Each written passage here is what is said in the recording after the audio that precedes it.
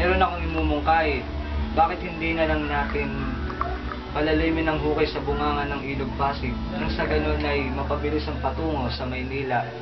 O kaya pag kulang pa ang hukay, bakit hindi na lang natin patulong sa taong bayan? Isa yung malaking kalokohan.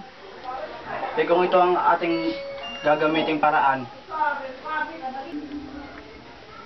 mas mabuti nang gamitin natin ang mga itik at pato kapag papalalim ng Ilog Pasig dahil mas maganda itong paraan. Kung lahat ng tao mag-aalaga ng itik o pato dun sa tabi ng ilog, hindi mas maraming mga balotong pang aking pandidirian.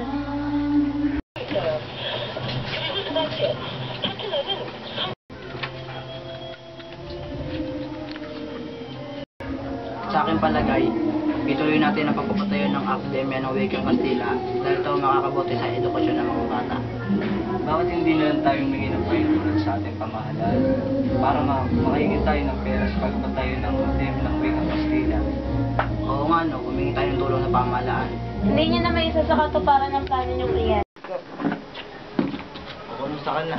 Okay lang, ikaw. Ito, okay lang din. Tara, mag-inawan muna tayo. Tara.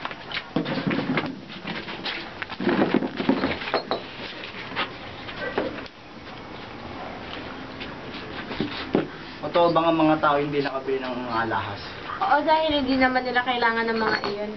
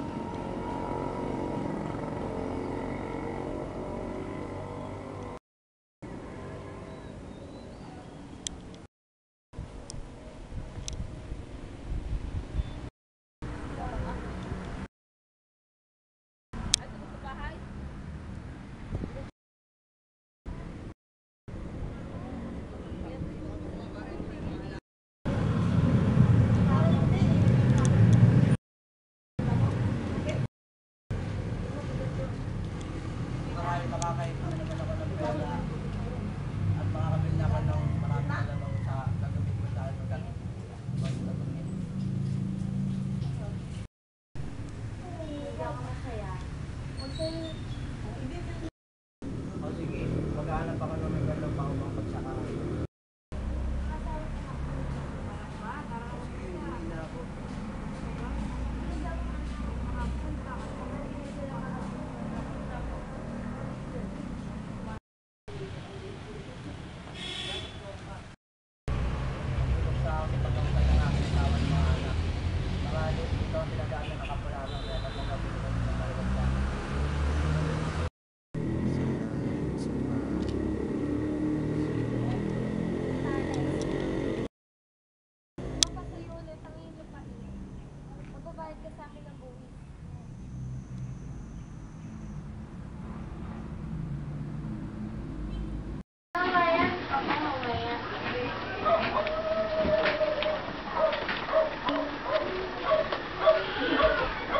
Nalaman dyan, sinunod ko lamang ang aking tungkulin. Kung di sana siya lumabas ng bahay, di sana hindi siya nakulong at lakip ng mga turismo. Mas lalong wala akong kasalanan dyan.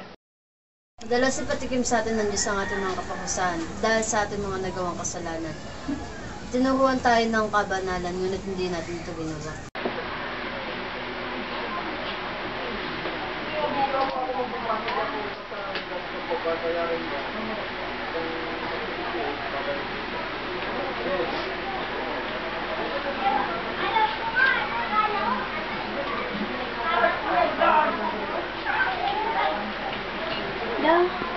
Para na pagdato dito.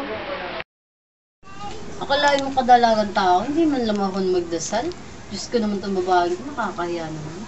Oo nga. Pabuti siya siyang nakatira sa akin. Natuturuan siya ng magandang asal at mga salita ng Diyos.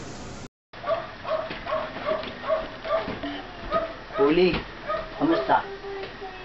Nakalain na ba ang iyong ama? Hindi pa. Doon pa rin siya sa bilangguan hanggang ngayon. Alam mo, Huli, kapag ako'y naging ganap ng doktor at tayo nagpakasal, Hindi nakakailangan ng iyong mga kanyang lupain.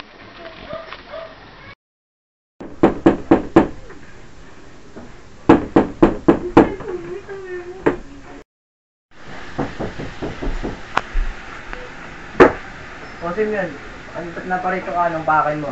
pwede po ba dito makisabay pangsamantala?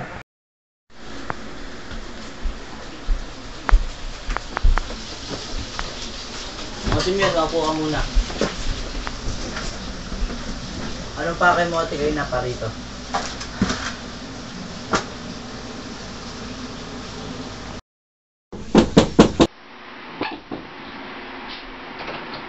Oh, kayo pala. Anong pakin nyo at kayo naparito?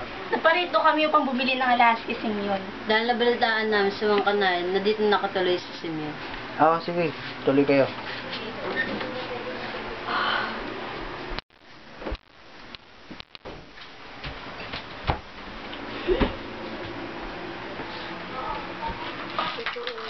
Maganda to, Mickey Mouse.